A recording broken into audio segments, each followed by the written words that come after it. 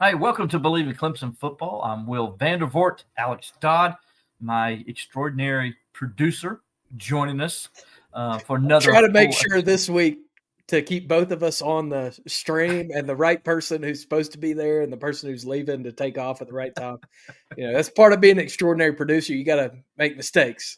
Oh man, Teddy knows best. What's up, guys? What's up, Teddy? Appreciate all you guys joining us. And Alex is right. It's crazy when we're on air. I mean, when we're on the regular podcast that it's just audio only.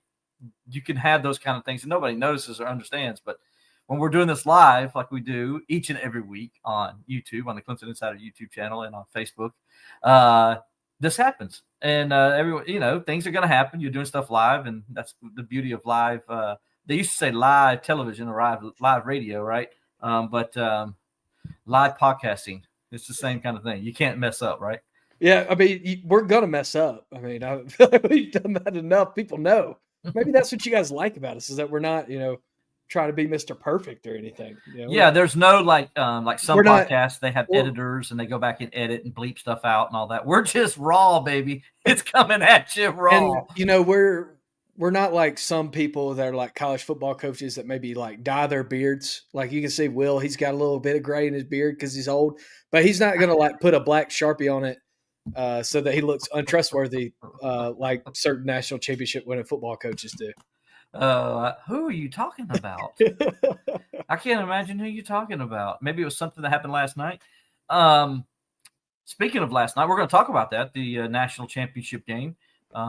If you were under a rock, which I figured if you're watching our podcast, you're probably not in college football, but if you were, Ohio State won the first ever 12-team college football playoff national championship as they defeated Notre Dame 34-23 last night in Atlanta. Alex, there was a part of me that thought about going and getting credentialed and just going to like the press conference stuff and stuff like that, just to go, and hear things because you get story ideas. Some things came out of it. We talk about some of that tonight, like Clemson-Notre Dame news came out. The ACC with Jim Phillips stuff came out, which, by the way, we'll talk about that because that was the most. I'm just going to leave it there. You can see the expression on my face. Anyway, so we got that to talk about. But, yeah, just things like that come up in those college football playoff press conference leading up to the game that always come up. And so, yeah, I thought about it that close going to Atlanta because it's only a couple hours away and just doing that. But then I'm like, I don't want to mess with Atlanta. Yeah, really. That's fair. I mean, I think there's a lot of Ohio State and Notre Dame fans that are thinking that today as they're still stranded in the Hartsfield-Jackson Airport. With no signs of being able to escape. Oh, man, how horrible that'd be. The worst town to be stuck in is Atlanta. And arguably the worst airport, like in terms of just sheer number of human bodies that are in there. We've both flown out of that time many times. I was just recently going out there to where you were to go see the Broncos and Steelers that weekend. So anyway, but we do have a show today. We're going to talk about the national championship game, talk about some news coming out of the ACC and Clemson Notre Dame as well. We're going to also kind of jump ahead and give a way too early look at the Tigers for 2025. Now that we know pretty much the roster's set, there's only one guy we're waiting on, and that's DeMonte Capehart. Still don't know any news out of that, but we're gonna talk about the roster and what it means going forward for Clemson looking into next season. And then also where we'll talk a little Clemson basketball. It is basketball season, and me and Alex both are basketball guys as well, and we watch every game and we discuss everything that's happening in our text messages as we're watching it. So some things we can't say on this podcast. We could, and then I just have to put the little check mark on it. Yeah. But I'm not going to do that anyway. But anyway, so that's all we got coming for you today. But before we get into all that, let's go ahead and talk about our sponsors. And one of them is the Clemson Insider for the most complete coverage of Clemson athletics and recruiting. Go on over to the Clemson Insider and check out what we got going on over there. We got tons of recruiting news. Jason Priesters, you guys talk to on Mondays. Got a ton of recruiting news over there as always. We also got a lot of other things going on as far as football goes, basketball, getting ready for baseball season now. Going to have some articles start coming up on that. So, and if you want to get the best coverage for Clemson baseball, by the way, it is the Clemson Insider. There is nobody else that covers baseball like the Clemson Insider does. Nobody else really tries to. No. Is the other thing. So, maybe they will this year. Yeah. Then other people act like they've been there the whole time. But exactly. But still, nobody covers it the way Clemson Insider does. So go check out the Clemson Insider. You can check us out on our YouTube page here, where we do the Facebook stuff. Where we do the podcast here, Believe in Clemson Football. Also, we do it over on Clemson Insider Facebook and also on X at Clemson Insider as well. So go check us out on all those things. And we also want to go ahead and talk about our other sponsor, which is, as Alex has put up there, is today's show is brought to you by Birdie Burst Golf. Birdie Burst mission is to revolutionize golf by cruising through the country, club mates with style and bringing in the game we love back out to the people, particularly the next generation, with an innovative approach to smoothing out the learning curve and the student swings too. To be honest with you, Birdie Burst helps teach the game to golfers of all ages and skill levels with a tailor-made instruction and an online platform. Birdie Burst golf coach Stephen Bradley is an award-winning communications professional, also a good friend of mine and Alex's. And he's a Safeport trained master student at Kaiser's University College of Golf, and he's working on his own game as well. So go on over to @BirdieBurstGolf on Instagram and Facebook, or you can email them at birdieburstgolf@gmail.com. That's Birdie, BIRDIE, Burst, BURST, golf@gmail.com. Go over there and reach out to Steve, and he'll love to set you up with first of all, an introductory meeting that he'll set up, and then from there you'll go on and get more and more experience and training with him. So go check him out at Birdie Burst Golf. Alex, big night last night. Let's just go. First of all, if you guys want to leave comments, please, comments and questions. We appreciate it. Your dog is just click-clacking behind you. I can hear. Oh, man, really? I'm sorry about that. Can't control them when they do that. Once we get going, I can't control what the dogs are doing, but hopefully they'll stop here in a second. But anyway, appreciate you guys joining us. And like I said, we got a big show tonight, and we want to start off, first of all, with the national championship game. We'll talk a little bit about that. Ohio State, as I mentioned last night, won the game 34-23 over Notre Dame. Alex, your initial thoughts from watching that game last night? Yeah, I mean, the final score wasn't indicative of the way the game went. I mean, Ohio State, after the first possession, really dominated the football game. And I think that's what most people expected to happen in the game because their roster is just better. I was impressed with Will Howard and what he showed in the game, because there have been times this year where he's been spotty, or maybe he hasn't had his best stuff, but when they needed him on that big third down play at the end of the game, he connects over the top. There were some things Notre Dame did that I don't quite understand. One, why are you playing man coverage and sending 7 blitzers against one of the best receiving corps in a moment where they're going to throw to one of those dudes? And the other is I didn't understand some of the things at the line of scrimmage with Riley Leonard, and didn't seem like he was checking out any plays or trying to make adjustments at the line, kind of just rolling with what came from the box. But great game by Ohio State, man. Ryan Day, as much as Ohio State fans wanted to fire him all year, he goes out and does what he signed up to do and brought a national title back there for the first time in 10 years. Yeah, I was a little taken by the fact that, first of all, Will Howard played as well as he did. I give him credit because he didn't.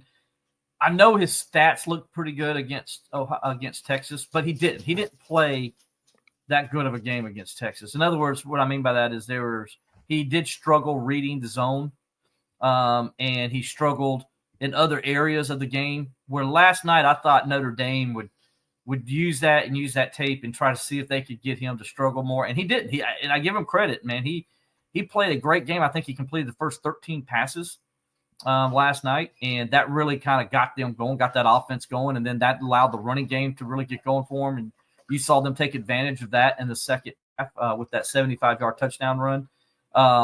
So, I mean, I thought Ohio State came out right away and was aggressive. quarterback play was tremendous. And when those two things are happening, it's hard. And then when you saw after the first drive, Notre Dame had their next 2 possessions, I believe, or 3 possessions, they had a combined 18 total yards after going 75 on the opening drive. I'm sorry. You're not going to win when you do that. And give credit to Ohio State, but it went exactly how I thought it would because I didn't think Notre Dame's offense was good enough to hang with Ohio State, especially considering how good Ohio State's defense is, especially in the trenches. And what Notre Dame does well, Ohio State does good stopping, and you got to have a quarterback that can make those passes. And as you mentioned, and it was a very good observation on your part, Riley Leonard, he did not check off anything. He stayed with what the original play was. And I think Ohio State noticed that too and said, hey, look, let's just go up there with we give them this look. We'll be comfortable running it, and we'll be able to shut them down. Yeah, I mean, especially late in the game, like in the fourth quarter, Ohio State, they were just bailing in man coverage or playing 2 deep man and bailing their corners out. And, Notre Dame could have easily got a little bit of momentum and changed the box if they made some quick throws on the outside. But they didn't really try to at any point in the game. That was kind of shocking to me. It's also shocking. It was kind of shocking to me, too, that Notre Dame was able to run the ball so efficiently on that first drive and then not at all the rest of the game. Yeah. I mean, after that first drive, they didn't do squat. They finished with 53 yards rushing, averaging 2 yards a carry. It's not going to get it done, especially against that defense. You mentioned them making, Notre Dame's strengths their weaknesses in the game. They weren't able to run the ball. They've been incredibly efficient in the red zone all season, and they couldn't do anything in the red zone. So, hey, kudos to Ohio State for making adjustments and being ready to play. I thought Chip Kelly had a masterful game for the Ohio State offense and the way he was able to put their players in position. And you mentioned this too. I was kind of surprised that Notre Dame didn't try to mix things up a little bit more defensively, maybe show up some exotic looks. You kind of think of a Al Golden defense as maybe trying to disguise things a little differently, and I just didn't see too much of it in the game. No, and Notre Dame, to their credit, they are a blitz-heavy team. They bring more pressure than anybody in college football. But they knew going into that game they couldn't do it, and they tried to play some zone, but it's not their strength, And I think last night at one point they played more zone than they played man-to-man, and that's not good for Notre Dame because that's not their strength in their defense, and you saw that be a problem, in that game defensively for Notre Dame, and that's why I knew Ohio State was going to struggle.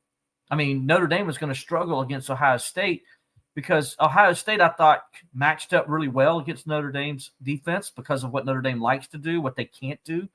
Whereas I knew Texas was going to give Ohio State trouble because Texas' secondary is good. They can play a lot of coverages. They did a good job disguising them.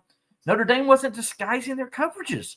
So he was sitting there. Will would go up there and he just look over and he see what they're going to do. And they really weren't getting out of it. They were trying to mix things up. I don't think I saw very many times in the game where Will Howard had to go to his second or third read. No. I mean, I think most of the time he could just go to his first read and it was probably going to be open. Like Alex on that last play that allowed them to clinch the game, the big pass play to Smith. Everybody in the stadium knew what they were doing, right? I mean, everybody knew Notre Dame's bringing a house. I would have pulled out.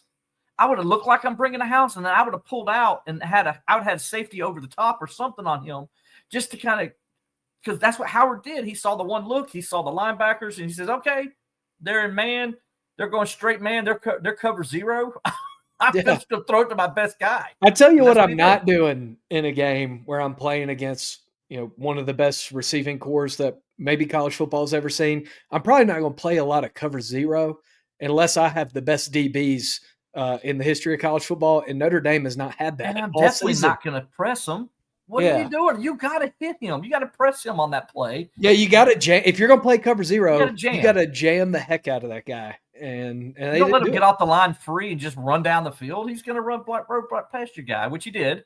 And to his credit, makes the catch. Knew he was going to make it right when we saw the ball thrown. I knew he was going to make it. So, I mean, at this thing, Notre Dame, I thought just athletically just doesn't match up with Ohio State. Yeah. And it just wasn't a good matchup for them. We were talking about that at my office today, that, sometimes in these games, it looks like men and boys are playing against each other. Kind of like the number one game I think of in terms of that was probably Notre Dame against Alabama in that BCS championship game. Right. Where you see Alabama come out of the tunnel and you're like, man. And then you see Notre Dame and you're like, oh boy, this is going to be a long night. Right. And kind of personnel felt like that a little bit last night. I agree. And credit Notre Dame. I think that they outperformed expectations by getting to the title game to begin with. I didn't have them pegged as a title game team, and nobody did after they lost to Northern Illinois.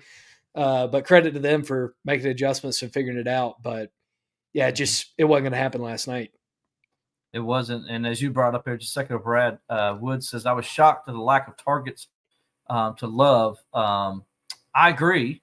I thought they could have used him a little bit more than they did. I actually didn't use him at all, to be honest with you. Yeah, I mean, he had 4 carries for 3 yards, and he had 2 catches for 5 yards. I mean, he was pretty banged up coming into the game. So I think that had a lot to do with it. But, Scott, this is kind of an interesting question you got there, too. Yeah, you see Scott. Scott says Riley Leonard injured. Was he injured or ill coming into the game? He looked like he was in pain or dragging very early. No, he wasn't injured, Scott. He was he the first 18 plays, he was involved in 15 of them. Yeah. 14 of them. He had 5 pass plays and 9 runs. And the 9 runs took a lot out of him. And it was an interesting thing. I know what Notre Dame was trying to do. They were like, okay, we got a very good defense, and they do. Let's try to get on top early and then try to just shorten the game and hang on and win. I think that was their game plan. But then I think they used Leonard so much on that first drive, it literally took them another quarter and a half before they finally could get him really back to where he needed to be in the passing game. And so I thought I understood what they were trying to do. I thought they went to that well way too many times too early in the game.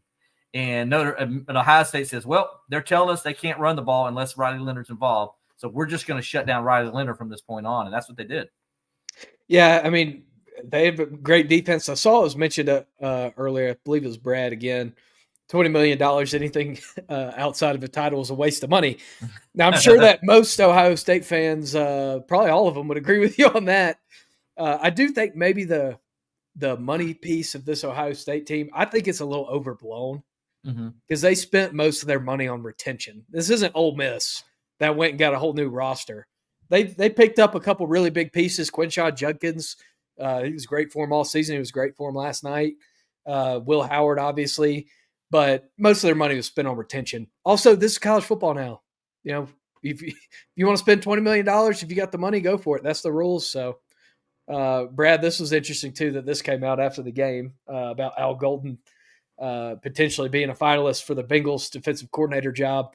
Maybe he was studying up on NFL offenses before the game instead of Ohio State. I'll be honest, Alex. I heard that was a potential situation before Clemson announced who their defensive coordinator was going to be.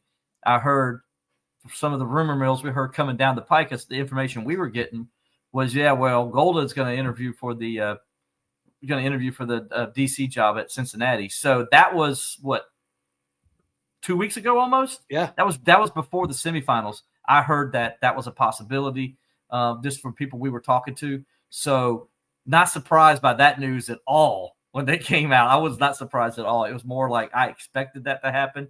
So so it wasn't really, I wouldn't say it's like, it came out of nowhere. I think probably his representatives were talking to Cincinnati way before this whole thing came down to the championship game. But anyway, guys, if you got some more comments, please throw them in there. More questions from me and Alex, throw them in there. We'll be happy to answer them as we go through the podcast here tonight. I want to go ahead and jump to a little bit of news, though, as some of you may know, some of you may not know.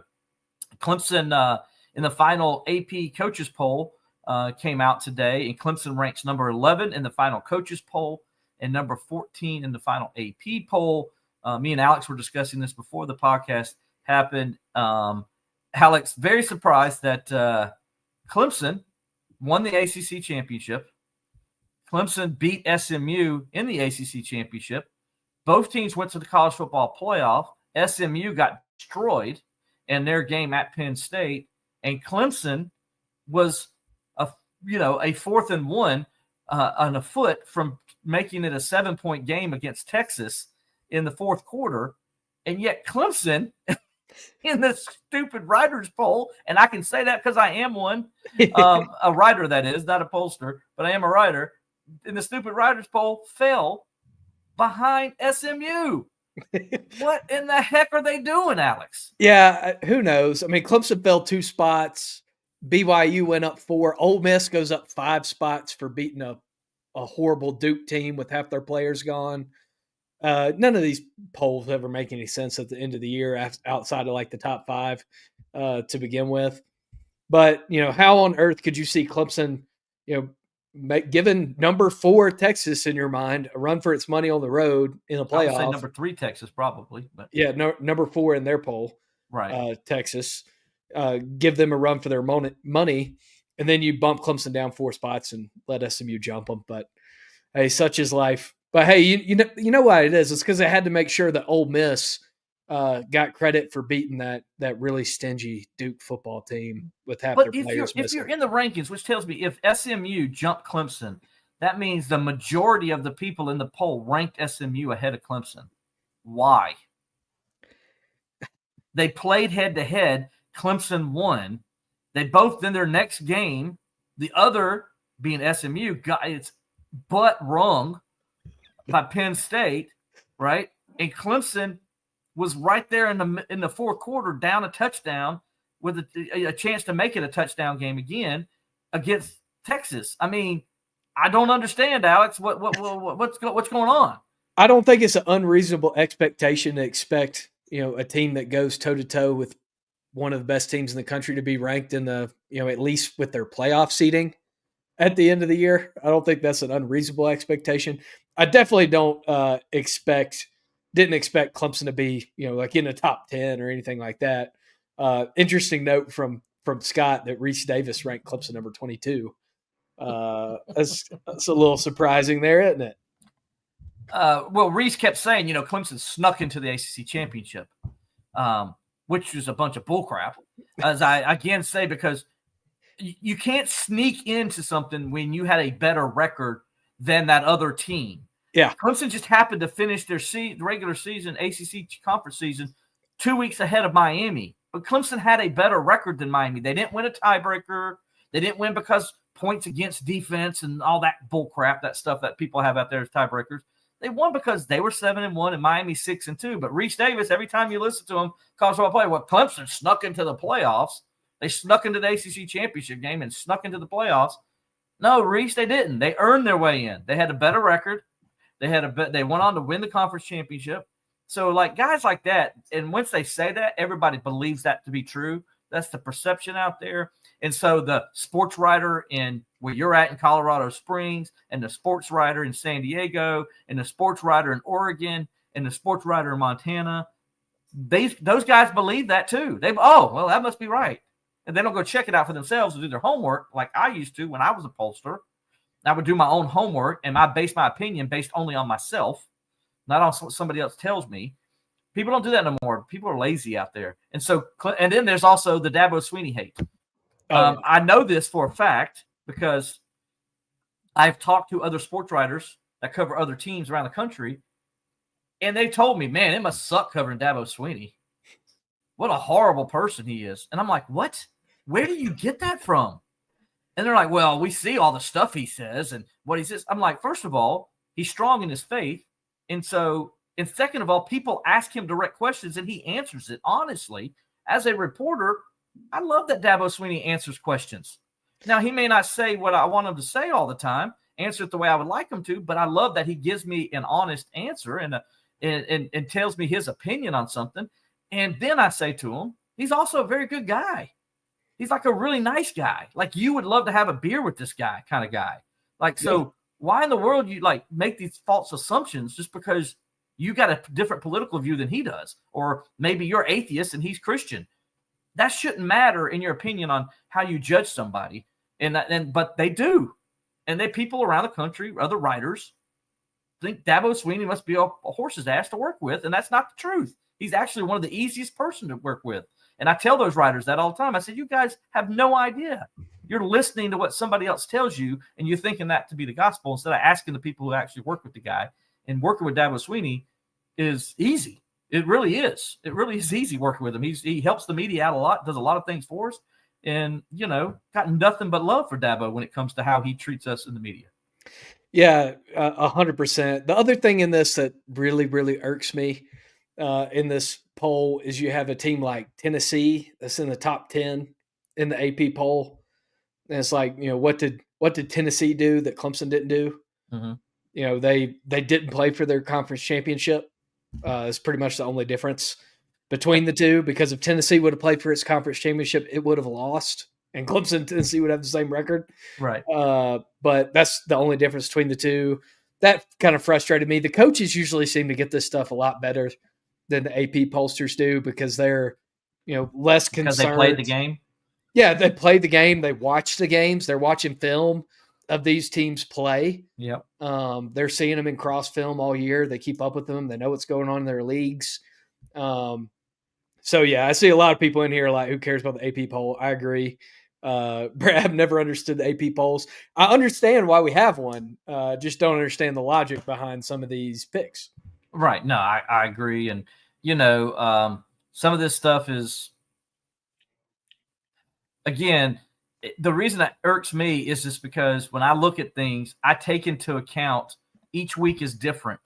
So, when I did the poll, I would rank each team differently. Well, if I know that SMU lost and Clemson lost, and Clemson had beat them just head-to-head, had just beat them in a championship game, well, I'm ranking the team that beat them, whether I rank them 18th or 10th. I'm ranking the team that they beat below them because they just beat them, and SMU didn't do anything after that to say they deserve to be ranked higher. Now, people may be looking, well, SMU only lost 3 games. Clemson lost 4. Well, SMU also didn't have to play. Ready? Yep. Didn't have to play SMU, first of all, which was ranked 8th in the country. Second of all, they didn't have to play South Carolina. They didn't have to play Georgia. Yep. Who are both ranked in the top 20. So, don't come at me like that. And plus, SMU didn't have to play Clemson until that championship game. They didn't have to play Miami. They didn't have to play Georgia Tech. And then there was one other team that was up in there in the top 4 that they didn't have to play. Can't remember right now. But the best teams in the ACC, they didn't have to play. Yeah. And so, now, they were a good team. Do not get me wrong. They were a good team. Yeah. But they didn't have to play. Clemson played a way harder schedule than SMU played. And it's not like Clemson's schedule was hard either. Let's just keep that. Yeah. Other than playing Georgia and South Carolina, of course, was hard. So, it is what it is in the end. Like people said, it's a poll. Who cares? And you're right. But you kind of do care a little bit because Clemson's ranked 14th in the final AP poll when maybe they should have been ranked 12th or 13th. Yeah. And it looks better being ranked 12th, 13th because there is no final poll in the college football playoff rankings. That final poll was the ranking itself, which is fine. But Clemson was ranked, 16th in that poll? Yep.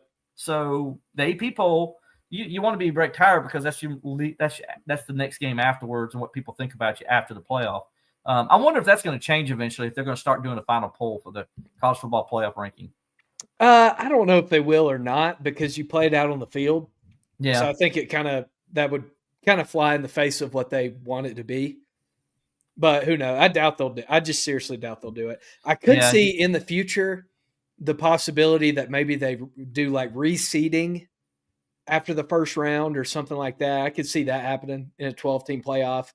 That after round 1 you reseed and redo the matchups that way because the format this year was funky. Yeah, it's not what a true 12-team bracket would be if you made it with the buys. So maybe that changes, but other than that, I don't see them making another poll. Getting frustrated at polls and not understanding what's going on. Why isn't Clemson basketball ranked? And I'm trying to say, why isn't it still unranked here? I messed up there. Sorry for the grammar, guys. Why does the ACC have just 2 ranked teams in basketball? Right? I mean, let's be honest. Brad Brownell and them are 15-4 right now overall, 7-1 in the ACC. Alex, for the record, it's only the second time in history that Clemson is 7-1 in ACC play. That year they started 10-1 in 2022-23. Why isn't this team ranked, Alex? I mean, I don't understand it. They've got good wins. They beat Kentucky. They beat San Francisco. They played a very hard schedule. What do they got to do? What else they got to do? Yeah, I don't know. I guess you just keep winning. Figure it out after that. For some reason, like 3 years ago, the perception shifted in college basketball where the ACC wasn't good anymore. The ACC sucks now in basketball, even though they still had more Final Fours in that same span, more Elite Eights in that same span. Yeah, and I think just as many championships. Yeah, so I don't know what changed. You can put on your tinfoil hat and figure out what changed. Mm-hmm. Maybe a multi-million-dollar TV contract. What changed? Yeah, but for whatever reason, there's this perception, and to kind of Clemson on the negative side, the ACC did get trounced in the ACC SEC Challenge. I mean, like really bad. Like Clemson was the only team to win. Who did Clemson beat? And Clemson beat number 9 Kentucky in this current poll. Clemson's 5th right now in terms of vote getters, not in the top 25. Which is ridiculous. Yeah, which, they've got them behind Texas Tech, Utah State. Maybe it's because it's the smallest team from the South. Vanderbilt, Gonzaga, and Georgia are ahead of Clemson. So actually Clemson make them 6th. Hold on. So another SEC school is, by the way, the SEC. Clemson's tied with Georgia. I did see Joe Lunardi had the SEC getting 12 teams. They got 9 teams They got 9 teams in the top 25. Yeah, and he projects them with 12 teams in the NCAA tournament, which I don't know what those schools have done to. Who's Joe Lunardi work for? Again, you can put on your tinfoil hat and figure out why. I'm just saying. I'm just saying. It's just the ACC only having 2 teams ranked. Like Louisville's ranked number 25 right now, and then there's Duke, and that is ridiculous because Clemson. I can make the argument, okay, only 3 teams from the ACC should be ranked, but 3 teams should be. Yep. Clemson should be ranked. They deserve to be ranked. They've played the non-conference schedule to deserve it. They started off 7-1 in conference, and it's not like they've done 7-1 and hadn't beaten anybody. They beat a Pittsburgh team that many think are already that are going to be a tournament team, right? They beat and then they beat Kentucky, who many think is going to be probably a number 1 or number 2 seed in the tournament, and then they beat they lost to a good Boise State team. I think that'll be in the tournament, and they beat a San Francisco team that I think will be in the tournament. And they lost in overtime to a Memphis team that's definitely going to be in the tournament. The one thing that's really hurting Clemson from not being ranked right now is you lost to a bad South Carolina team. Are they bad though, Alex? I think if that South Carolina team plays in, they're one of the 4 SEC teams that they think are not going to make the right. No, I know that, but if they were, so you're kind of contradicting your own argument there. Let me ask you this question: If South Carolina that team that we saw play against Clemson, played in the ACC, where would they be ranked right now? Well, Will, by that logic, the SEC should have 12 teams that are ranked. Maybe they should have 13. No. I'm not saying that. I'm saying based off what me and you saw with our own eyes, and looking at South Carolina, is that team not a top 5 team in the ACC? Probably a top 5 team, yeah. So they're not a bad team. So you didn't lose to a bad team. They're a bad team by the metrics. They're 10-8 overall because they had a very weak and they're non-conference schedule. They're 0-5 in but the they SEC. lost by what, 2 points to Auburn? Number 1 ranked Auburn. They lost by 2 points. Yeah. So I mean, you see what I'm saying? Like they're not as bad as it seems to be perceived. Just like the ACC is not as bad as everybody seems to perceive it, which is what drives me crazy because all of a sudden the ACC sucks. Is it because Clemson's good now in basketball? I don't know. Is that why? Is that why the ACC sucks now? Because the last 3 years Clemson's been good, which I think is stupid. Brad Woods points out to us that is a quad 3 loss for Clemson. And it is, and that's not good. And quad 3 on the road is not good. If you're losing quad 3 games on the road, that's if you're losing a quad 3 game at home would be worse than a quad 3 game at the road, wouldn't it? Well, a quad 3, you get credit for playing on the road. The team gets bumped up a quad with home court advantage. So it's worse. That means that if it was played in Clemson, it would be a quad 4 loss, is what it means. What's this thing?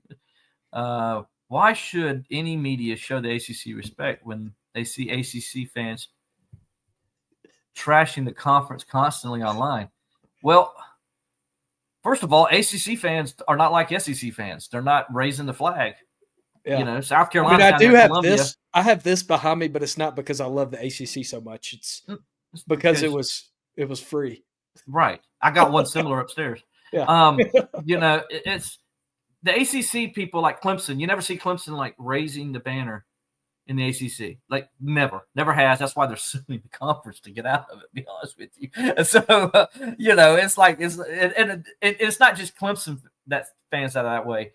I don't know any ACC fan that's like, oh, go ACC, right? I mean, Duke fans aren't pulling for North Carolina. I can guarantee you that. Duke fans ain't pulling for NC State. I can guarantee you that. NC State fans sure as hell ain't pulling for Duke or North Carolina or Clemson for that matter. There's a lot more hate and disdain in the ACC than there is in the SEC. Don't you get that? Like, SEC's always like, oh, we love each other. Go conference. It just means more. Right. And the ACC's like, yeah. It is kind of weird that the SEC seems to like all their fans huddle up and they hold hands and it's kumbaya by the fire. Sing together. And meanwhile, you got like Brad in the comments saying, more of what ACC fans say to each other. Yeah, we can't put that up. Can't put that one up there, Brad, but we understand the sentiment. But anyway, speaking of Clemson, got a big game tomorrow against Syracuse at home at Little John Coliseum, 7:00 tip. Need to get there early, man. I know it's a Tuesday night, man, but come on, guys. This is a really good basketball team. This is a team I think is going to be in the tournament. This is a team I think can make some more noise in the tournament like they did a year ago. I'm not saying they're Elite Eight, but I think this could be a Sweet 16 kind of team. And I think the pieces are there. I think this is a team that could, if they beat Duke, then they're in the mix to maybe win the ACC regular season championship here. So come out and support them tomorrow night against Syracuse. Not a very good Syracuse team, but it's still Syracuse. And you want to beat Syracuse just like people when they come to play Clemson, even if it's not a good Clemson football team, people want to beat Clemson. So kind of like pay it back, if you will, is what I'm saying. Like, so show up, be loud, and make it aggravating for the Orange tomorrow night. So that's tomorrow night at 7:00 at Little John Coliseum. I'll be there covering it. You can get all the scoop on from that game at the ClemsonInsider.com. So we appreciate and this is a fun basketball team to watch. Man, they can shoot the lights out. They play great defense. They play a lot of 4-guard looks, which is weird for a Brad Brownell basketball team to have 4 guards on the floor at the same time. So it's a fun team to watch. So if you haven't gone out and watched them yet, I guarantee you can find some tickets on a late night midweek game and get out there and have some fun. Absolutely. We're going to move on real fast. Did you see the news for Jim Phillips? Speaking of the ACC and speaking of the ACC, we're going to trash the conference a little bit here.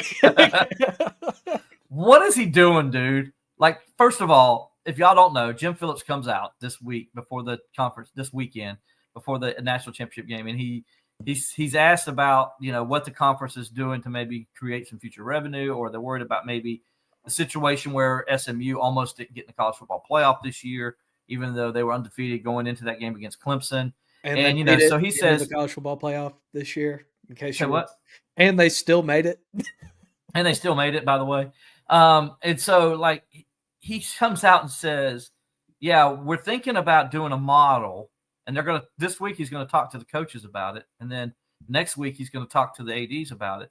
A model where the regular season champion doesn't play in the championship game, and the 2 and 3 seeds play, and the winner of that game will get the automatic bid to the playoff. Alex, aren't you just shooting your other hand off in that scenario? Here's the problem with this scenario. There are a few problems with this scenario. One problem is you could have a third team that doesn't make the ACC championship that has a really good season. Maybe they beat somebody really good in the non-conference and they're 10-2 and they don't make it because of a tiebreaker or whatever reason.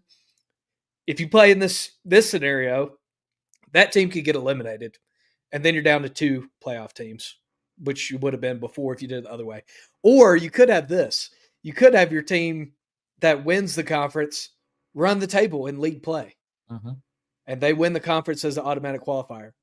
But then they got boat raced by somebody that's terrible, or they, maybe Well, they lost to 2 Georgia. games. Yeah, maybe they got beat by Georgia and they lost a close game to South Carolina. And they get left out because they don't have an extra data point. Exactly. So it's like, maybe I don't understand it. I don't understand how this helps you.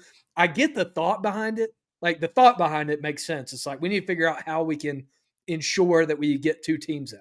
Oh, it's like getting a Christmas present. Somebody thought enough of you to get your Christmas present, but the Christmas present sucks. But I mean, the thought was nice, but the present sucks, dude. And that's what this is. It's like, the thought's nice, but dude, Clemson would not make the playoffs in this scenario. If you use this scenario. Yeah, literally, if you apply this to like a year ago, it screws you. So like, that's the dumbest thing I've ever heard. Well, I thought that was stupid. Yeah, and John, 3 beats 2, neither of them make it. That's possible too. That's then possible. You get 1 team in when you could have had 2. And it's only the 3 seed. Yeah. So, yeah, they appreciate you just bringing that up. Then the other scenario, which is even more outlandish. All right, so I'm going to throw out the scenario. He says, let's do the – Alex, you going to make it? You okay? Let's do the number 1 team versus the final week of the regular season. So, I mean, I'm assuming you're going to play 8 conference games in. Final week of the regular season, you're going to leave open to be announced. And you're going to play number 1 seed versus number 4 seed. And number 3 seed versus number 2 seed. And, oh, by the way, the rest of the conference has got to fill in the rest of the schedule. But you only got 17 teams. So that means there's going to be 1 team that only plays 11 games. The last place team in the conference is only going to play 11 games in this scenario. All right, so I don't see how that's going to work. Secondly, how are you going to tell another school, hey, sorry, you don't get to make any money that last weekend? I know you suck and you probably don't want to play anyway, and half your players are probably opted out already, Wake Forest, but you don't get to play this week. Tough. Sorry. I know you probably wanted to play like NC State or some other team in your state that also sucks, because at least people go because it's in-state rivalry, but you don't get to do that. But you don't get to do that. Because you get to play 11 games. But then there's the other piece of this pie. And the other piece of this pie is you have 4 teams in your conference that at the end of the year, they play the Southeastern Conference. In a non-conference game, that's rivalry games. So you're going to have to move those games. Now, that means you got to go grovel to the Southeastern Conference, who, by the way, unlike the ACC only sets ACC games. And then the schools do the individual non-conference games. Guys, the SEC does the entire schedule for their schools. That means non-conference games too. South Carolina will say, hey, please make sure Clemson plays. We're playing Clemson at the end of the year. That's our annual rivalry game. And the SEC is like, okay, cool, no problem. We got you. We'll play it on Thursday night or Friday night. We got you good. Whatever. But the SEC sets that schedule. So you're going to go grovel to the SEC and say, oh, by the way, we're going to have 2 games now. And so would it be okay if we move the South Carolina game and the Florida game and the Georgia game and the Kentucky game? You know what the SEC is going to do?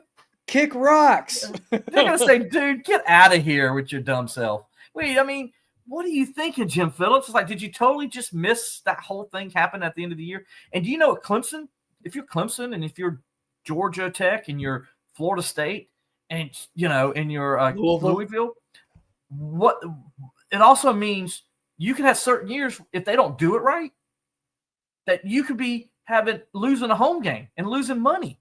Because Clemson sets their schedule now on how they get 7 home games a year. That schedule is set based on when they play South Carolina, either in Clemson or in Columbia. If they play them in Clemson, it's done that way. If they play them in Columbia, it's done that way. So that's how they play their non-conference games, how they schedule things.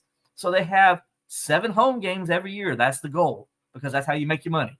My thing is, well, maybe you say this just so you have people like us talk about it. Maybe that's why you say something like that. But why wouldn't you just say, we're thinking of ways to get multiple teams in the playoff every year? And that's all you say. Yeah. Because that's what Greg Sankey would say. He would say, we're thinking of multiple ways to Don't come out and say it. You don't come out and say some outlandish. What do you think Dabo Swinney's going to do right when he goes into the bench? He's going to raise his hand What the heck are you talking about? He's gonna say, yeah, Coach Swinney, what do you want? What do you plan to do with the South Carolina game? Because Clemson's going to say, because we need to make sure that we're playing a home game on even years. Yep. Against South Carolina. Can you guarantee that for us? Well, no. Then Clemson's going to say, well, we're not voting for it. Yeah. That's what's going to happen, you know? And Georgia Tech's going to do the same thing. So is Florida State and Kentucky and them. So, I mean, Louisville and them. So, I mean, it's the same argument all four of those schools. And they want to play their rival. They're not going to say, you know what? I don't care about playing South Carolina this year. I'd rather play Duke to end the season. You know, why would I want to play my traditional rival that I've played for over 100 years? That's an hour for me. Instead, you know what? I've been thinking about it. I really want to play SMU that weekend. It's like, are you kidding me? Let's go up to the Carrier Dome instead. That'd be so much more fun to go to the Carrier Dome in November. I mean, come on. I love this right here. Totally agree. Where to start with Phillips? He's such a disaster in public comments. He is. Yeah. He is. I'm good friends with his right-handed person who helps him speak to the media, stuff like that. And I know if she's watching this, she's probably mad at me. But I know she's got to be rolling her eyes at the head when he does things like this. She's got to. Because she's probably like, you know, I know she has to. Because well, you know what the craziest part about this is? Jim Phillips had like the golden opportunity of golden opportunities this weekend. The Notre Dame AD threw him an underhand softball pitch, like soft toss. And all he had to say was, yeah, if Notre Dame joins the ACC, they can play Clemson every year. Home run. That's all he had to say. And instead of saying that, he says, yeah, I know the Notre Dame AD said this thing that could be really lucrative for the conference and good for college football. But instead of that, I'm going to threaten to take away annual rivalry games that have been going on for 100 years. So, come on, dude. I love the comments. Keep them coming, guys. John Grant, like Phillips is trying to give teams trying to get out of ACC more ammunition in their legal case. Clemson's already got it. They're already putting this in and getting witnesses. You know, Clemson's lawyers are sitting over here like, I love this guy. He is the best. He's the Swafford never did this. You know? Oh my gosh. Oh my gosh. Moving ahead, speaking of news coming out of the before the national championship game. And this one, I know some people might not like it. I personally do. I wrote a column on it last night at the Clemson Insider. You can go find it there. By the way, teasing, but you want to read my column tonight too. It's let's just say I give a little jab at the people down to the south of me. So it was a fun column. I enjoyed writing it, and it's always fun. So anyway, but last night I wrote a column about, and the news came out this week. Notre Dame AD comes out and says he would like to play Clemson every year. And without saying this, let's read between the lines. First of all, he says he'd like to play Clemson every year because Clemson is good and it's a good rivalry. Now, reading between the lines, he's saying, I want to play a team who's good every year because the guys you were playing me on most years suck. And I'd rather play Clemson every year because I know I'm getting a good data point on my schedule for playing Clemson as opposed to when I play Wake Forest and I beat them by 100 points, or I play Virginia and I beat them by 100 points. You know what I'm saying? That's really what he's saying without saying it. Am I right, and he's Alex? also saying that it's great for the fans and it's great for the sport. Yes. I mean, these games between Clemson and Notre Dame have been awesome, with the exception of two blowouts. Yeah. The rest of them have been great football games. They're two traditional programs. Great atmospheres. They're two of the winningest programs in college football history. Yep. Why wouldn't you want them to play every year? And, there's a lot of kind of built-in cultural rivalry things with it too that make it, even better. Yeah. I think he would love to play Clemson and Florida State every year because, Florida State had a down year last year, but most years Florida State's good. I mean, Florida State's one of the top all-time programs of all time. We know that. Yeah. And they're going to get back there eventually. We know that too. And so, he wants to play Clemson and Florida State every year because that's good TV. And Miami. They want to play Miami every year, too. And Miami. The Catholics versus the Cons. Yeah. You definitely want to play that one. Yeah. And so, you get those three games every year, and, you alternate it. So they could go to NBC and say, hey, we're playing Clemson and Florida State this year at home. NBC's like, sign me up. Prime time, baby. Let's go. Yeah. 4 to 10 million viewers is what they're going to get. Then they go on the other side of it. The ACC can say, hey, look, Clemson's going to host Notre Dame this year. Florida State's going to host Notre Dame this year. And then that one year, Miami's going to host Notre Dame. And then ABC, ESPN is like, sign me up. That's 4 to 10 million viewers. That's good football. And that's what people want to watch. That's what people want to see of those names. People don't want to see NBC doesn't want Wake Forest going to South Bend and Notre Dame putting 40 on them.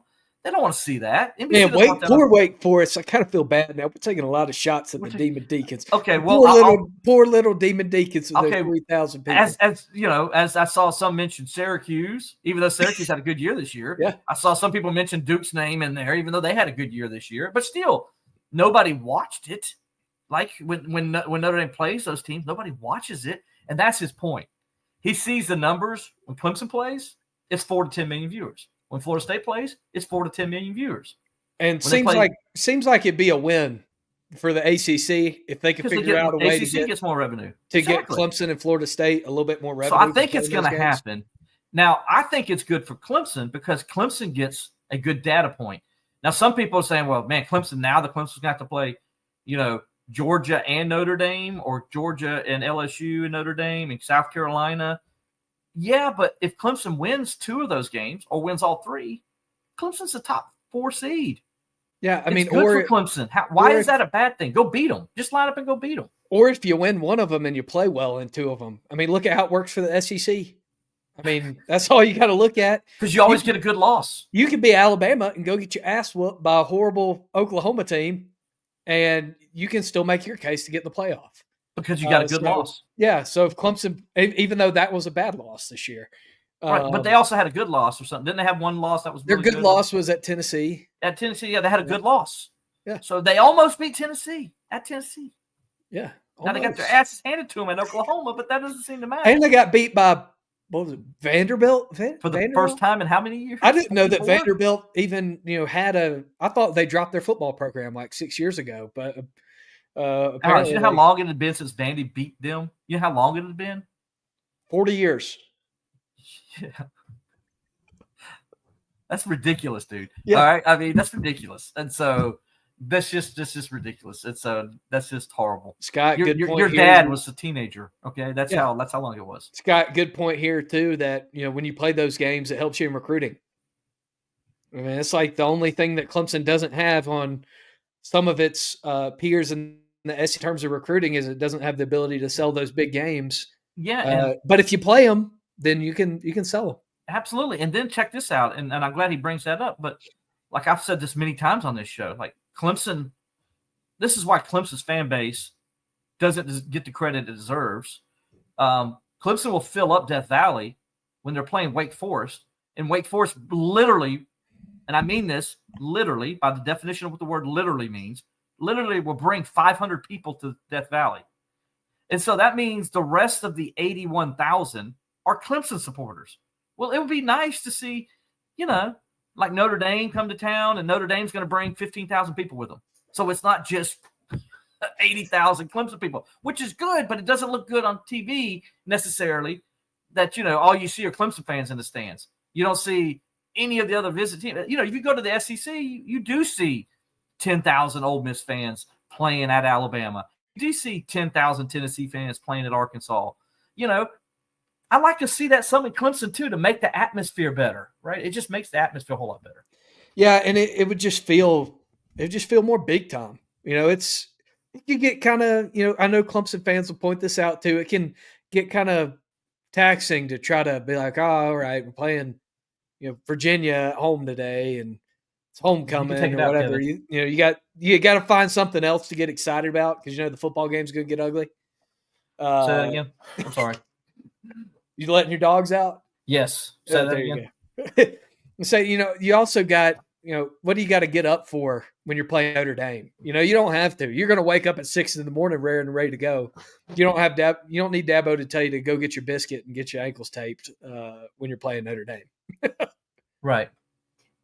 No, you don't. And that's the thing, man. And so when you look at this, it's just makes more sense to play Notre Dame. And I know, like I said, some people aren't going to want to do it because it makes the schedule harder. But I like to see, Clemson go to South Bend every other year, play up there. That's always fun. It's one of the meccas in college football. It'd be cool. It's always cool to see Notre Dame come down here and the shiny gold helmets in Death Valley. Like, I'm looking forward to Clemson LSU this year, Death Valley, and Clemson's Death Valley. I think that's going to be cool. It's going to be cool to see that LSU helmet down there and then wearing their white jerseys with their gold pants. That's pretty cool to start a year that way. And so to have other teams that come in like that, it's always good. It's good for television. It's good for Clemson, and it's good for the Atlantic Coast Conference if Clemson wins those games. Yep. So why Clemson when Clemson had its run going, well, Clemson was winning more of those games and losing them. Yep. And that's why Clemson had the respect. People couldn't put Clemson down, even though they wanted to, and we know they wanted to, they couldn't because Clemson was beating those other teams, and they were beating the snot out of them in some cases. So anyway, that's that. You got something you want to tell me? Something else? Yeah, well, wanted to mention, before we get out of here, Clemson did have 2 preseason All-Americans on the baseball diamond in Aiden Canuck and Cam Cantarella. I saw that in the comments earlier. Yep. 10 ACC players on that first team that first team All-American list from D1 baseball. I mean, it's going to be a really deep conference. There's going to be some fun games in there. And that gets going in just a couple weeks. I'm like itching to talk about it. And this always happens to me like in the middle of January. I'm like, man, is it baseball season yet? But it's still January 21st. It's still got like 3 weeks. You still got a while to go. I like baseball because the way it starts off, like 3 weeks into the season, they're playing South Carolina. Yeah. I love that. Man. And this year, get into it. And then they get right into conference play that next week. Well, and this year, I mean, you get right into it. You're playing 3 of the biggest brands in the history of the sport. Remind people what they're doing, Alex. Tell people. They're going to Arlington to play in the showcase at the Rangers Stadium, opening with Oklahoma State, and then they play Ole Miss and Arizona in a 3-game set. And you want to find out what you're made of, go play in one of those showcase tournaments. And if you look back the last few years, if you're a big college baseball fan like I am and watch other teams play, those have been some great games to open the year down there at Globe Life. So hopefully get a little bit more of that. We'll see what Clemson does without Eric Bakich and Jack Leggett in the dugout for those first 2 games. Well, I heard that obviously Bakich will be there, but he will be in the hotel the first 2 games. He won't be able to. He can't even go to the stadium. He's not going to be like with a fake beard and a. No, he can't be in the stadium at all. A black hat. Yeah. So, and then I heard Coach Leggett not going to make the trip because of it. So that's a shame, but it is what it is. It happened. Real fast before we get out, I know we didn't really talk much about it. We've got 2 minutes left here before we need to get out of here. I know the 2025 season. I know somebody asked about DeMonte Capehart up there. Obviously we'll get into this more next week in our podcast. We just had a lot of stuff we had to talk to. I didn't know we'd go this long. Well, the other good thing is it's a long off season, so we got a lot of time to talk about these things. Yeah, we do. And but DeMonte Capehart, as I said earlier, no news yet for him. As you know, he's waiting to see if he gets that 5th year back. He's trying to get the 2021 season back because he only played a handful of snaps in 5 games. So they're trying to get that back as a medical redshirt.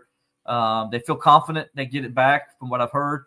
As Dabo said last week, they're going to know here pretty soon. And then there's the, he could go pro, but I think he's more like if he can't come back and play, he's going to go pro because he's working out with the team right now. He's with the Clemson team, which tells me if he's with the Clemson team right now, then, right, if you're going to go pro, wouldn't you just already go do it? I mean, that's kind of how I look at it. Yeah. Right. So I think the pro thing is just an option he has till February 6th, but I guess he's going to know from the NCAA before then what he's going to get to do. So we'll find out here. Just stay tuned, Clemson Insider. As soon as we know, we'll let you guys know. And then, like I said, a lot of good stuff with the 2025 season coming. Real quick, the team has got, as everybody knows, I watched Kate Klubnik the other day on an interview. I don't know if you watched that podcast, Alex, he was on. Yeah. It was really good. Gave a little detail insight to him coming back, insight to his relationship with Dabo Swinney. and why he wanted to come back to Clemson.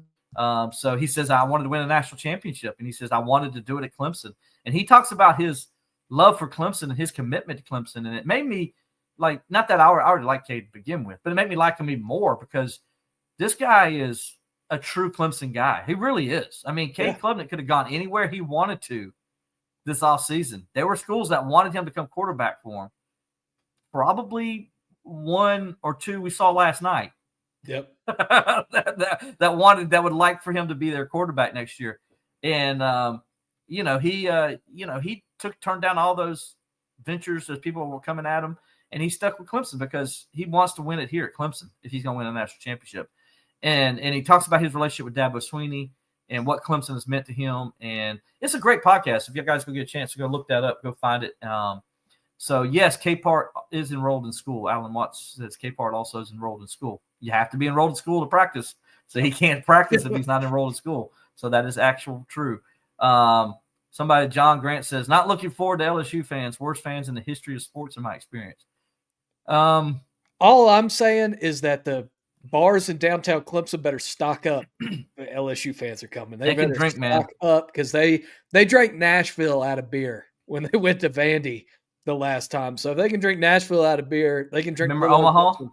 Yeah, Omaha. They about drank the shot bar in Omaha out of beer. Yeah, so they kept a running total, and LSU blew everybody out of the water, and they didn't even make it to the final weekend. Triple T's, Knicks, Backstreets, TDs. Y'all better load up. Get the trucks. Y'all gonna make some money that weekend. Yeah, so guys, we got a lot of Clemson football to talk over the next few weeks and all. We're gonna do that. So sorry we didn't get totally into it earlier today, but I had a lot of other stuff come up. Hopefully next week we'll dive more into Clemson football for 2025 season. We appreciate all the comments. You guys joining in as always. Continue to do that. We love it. Me and Alex love conversing with you guys. So keep doing that. But we're going to go ahead and call it a night tonight. So for Alex Dodd, I'm Will Vandervort. We'll talk to you next time on Believe in Clemson Football.